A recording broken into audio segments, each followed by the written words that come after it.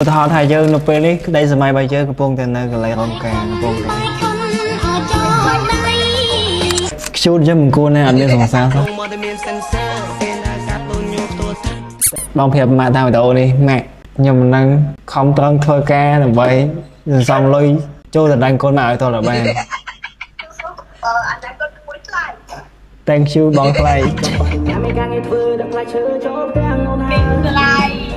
អូមីងថ្លៃមីងញ៉ាំណៃបងឆ្លប់ឃើញទៅឆ្លប់ឃើញនៅណាចេះ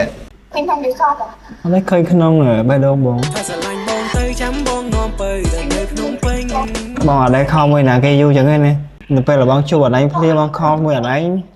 23នាទីជិត1កន្លះម៉ោងនេះតង់ទី1បងញ៉ាំអត់ឯងសិនចាំតង់ទី2ចាំតង់ទី2ចាំជួបប៉ាមកអត់ឯងមើលយូរទៅវាគាត់ស្អាតទៅស្អាតទៅខ្ញុំល្អឆាទេនៅល្អពុតបងអត់អាចវិតម្លៃបានទេរយៈពេលកន្លះម៉ោងមិញបងជិមនោះបែបម៉េចធៀបធៀបហើយបើខ្ញុំមើលបាទ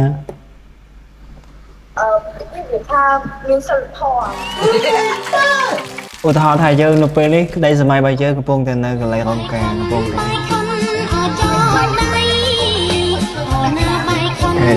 ឡូវអនឡាញទៅគេឲ្យដែរចា